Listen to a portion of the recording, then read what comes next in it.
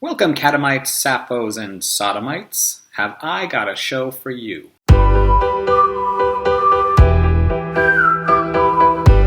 Though it may be called the love that dare not speak its name, we sure have spent centuries coming up with different words to name it. So let's talk about the word queer. Now, depending on your age, you may actually cringe when you hear people use this because it was traditionally a slanderous word against the gay and lesbian community. However, in recent years, the word has been reclaimed and is now the academic word of choice when it comes to things like, well, queer studies or queer web series. Personally, I adore the word queer. It's unusual to look at. To me, it signifies anything that is beyond the norm, and frankly, it's gender non-specific. It's like a comforting blanket word. As Liza Minnelli would say, sodomy.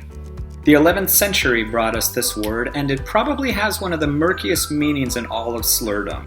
Now, most modern people assume that sodomy only refers to Google it. But it literally means anything and everything that deviated from the norm. It means adulterers, it means idolaters, it means blasphemers. Interestingly, it can also be applied to people with excessive wealth. Bugger. Buggery. It comes from Bulgaria, and it originally meant a heretic. I'm serious, look it up.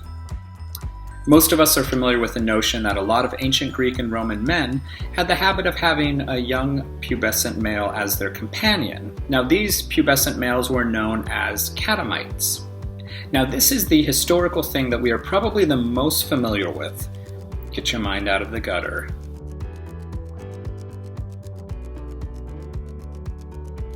We now affectionately call them twinks, but the first slang for the young, beardless queer boys was Ganymede, based on the Greek mythological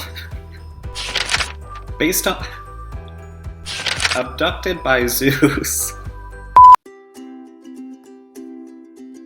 Ganymede is of course, I just found this out myself.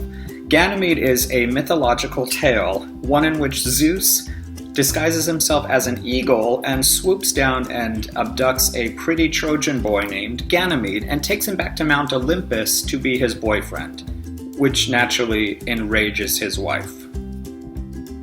Ganymede was a Catamite, by the way. The 14th century translation of the Bible made sure to include the word effeminate, and we've been confused ever since. Effeminate has always been a tricky word because it could be argued it's not strictly reserved for gays. I mean, when you get right down to it, the Pope is kind of effeminate. With all due respect. Effeminati was a word that was applied to men who loved women too dearly for their own good. They were silly and self-serving, they were extravagant. They were soft and weak-spined. In fact, to add further confusion, some even speculate that the Effeminati were asexual. So for the Bible to say that the effeminate will not inherit the kingdom of heaven is very problematic. So take some sick satisfaction, folks, that the people who have hijacked the Bible and trudge out the old verses at any mention of the word homosexual actually have no idea what they are talking about. Sometimes words just come out of nowhere. Dangler. It's a man who pretends to like women, but really doesn't. Sappho, Sapphist, lesbian. These are words, of course, that all stem from Sappho, a poet who came from the Isle of Lesbos. Now, not much is known truly of Sappho's sexuality. There were a couple of early plays where she was actually portrayed as a promiscuous heterosexual.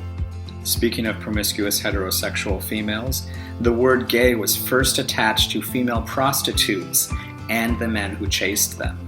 Of course, until only the last century, gay usually meant happy or carefree. Here in the United States, we have British actor Cary Grant as being attributed for uttering the word gay to mean homosexual in front of a wide audience in the 1938 film Bringing Up Baby. In this movie, he has donned a woman's robe and jumps up and down and says, "I've just decided to go gay all of a sudden." While wearing a woman's robe and jumping up and down and proclaiming to be gay could have another meaning. He could actually have meant that he decided to do something totally frivolous, carefree, or happy. Well, you Sapphos and Sodomites, and some of you Danglers out there, thanks for tuning in to another episode of All Things Queer. I'm Charlie Vaughn.